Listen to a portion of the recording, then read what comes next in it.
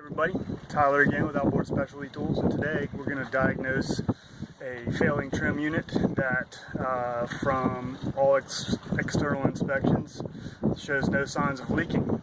This is a common problem on some of the Showa trim units used on Yamaha F-150, F-115s, and several other models over the years. So first thing we're going to do is take a look at what we got here, which is a normal set of what appear to be healthy seals. So what you can see here is really no fluid leaking out of here. Those seals are in good shape. And the tilt seal, while it's not the sexiest thing in the world, is showing no signs of leaking either. But right now what we do have is the trim unit will not go up, it will not go up. This much I know. And what I'm trying to do here is not let it go any further down. So I'm going to press up on here so you can see what I'm talking about. So pressing up on the trim switch, your trim motor running, no dice, no fluid, no obviously blown seals anywhere. So with these old Showa units, the next thing we got to look at is, well, we know it's losing fluid. Where's it losing it from? It is probably losing fluid from the O-rings in between the main housing and the gear pump housing on the back of the unit. Under the bracket zinc here. Try to get your hand behind the unit on the underside and see if there's oil on the back side of it. If there is, you know for a fact that you have blown O-rings and corrosion buildup in between the housing and the gear pump housing.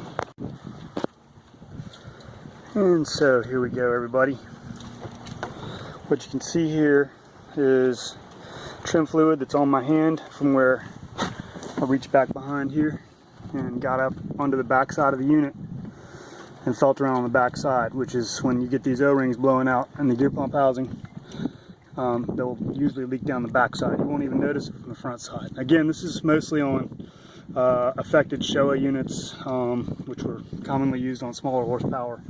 Yamaha 4-stroke and some 2-strokes over the years is a quick little bleed procedure so we can get this thing to take some fluid and get it where it's operable so that we can get it out of the water and get it into the shop for service. So you can see right here,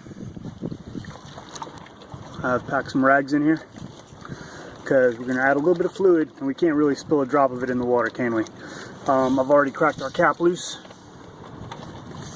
Going to remove it, and as soon as I remove that cap, I'm going to take our pistol oiler here. I'm going to put our pistol oiler in our reservoir right here, add some fluid while I am holding up on the up switch on the trim switch on the motor, on the pan. That'll get this thing to take up some fluid and make it where we can hopefully get it moving. Hold our trim reservoir cap off. You want to inspect down in the cap, make sure there's still a rubber O-ring in there. You don't want to lose that O-ring. Make sure you keep the O-ring. Now next thing we're going to do, take our pistol oiler, add some oil to this puppy.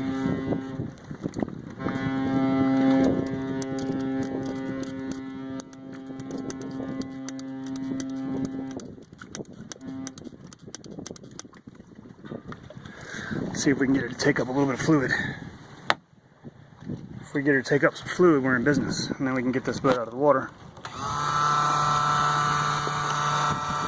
So right now we're just cycling fluid through there, trying to get it to build internal pressure. You can see I'm holding up on the up switch.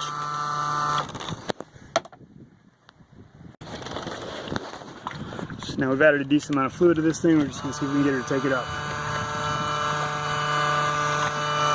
So I'm just holding up on our switch here, see if we can get this thing to start moving.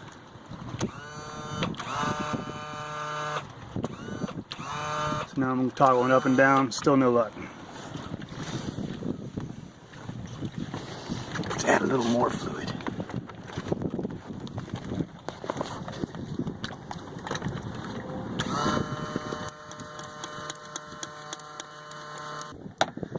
Got it where the reservoir is pretty full. I'm going to pause this so I can cap the reservoir back off. Still not taking it up. It's all sticking in the tank, in the reservoir there. As you can see, I'm holding up and down.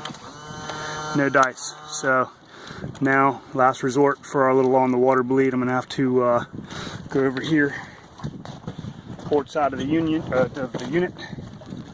and let out the we're going to let out the manual release just a little bit, just to get this thing to budge. And a lot of times it'll catch then. So let's try it. Our manual release valve loose. This is what I'm going to be using. Craftsman 1/2-inch drive with a little impact driver tip on it. I'm going to get over there on the trim unit. See if we can't let it out a little bit and just go down a little bit. We're going to lock it back in place after it just drops a touch. Don't want to let it drop all the way. What I want to avoid is this thing being stuck all the way down, because then all hope is lost for being able to do any sort of additional servicing from the water. Okay, got her turning.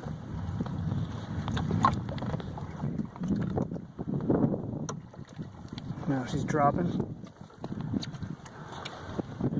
really quickly, quicker than I thought. Close it back off. Trying not to fall in the river. Trying not to drop my stuff in the river. Okay, we got to close off. Let's see if it works.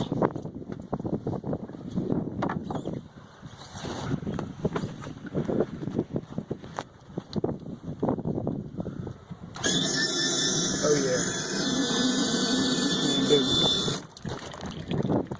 You can hear there's a lot of air in this thing. No doubt about that, but it locked down. Locked in. Went to full trim up, full tilt up, all good. Locked into place. So our little bleed worked. It is leaking fluid out of the backside, so it's going to need to come out the river real soon. But look at that. Smooth as smooth can be. Our next section, we're going to tear this baby down in the shop. It's going to be awesome. Hope to see you. Tyler Holland with Outboard Specialty Tools.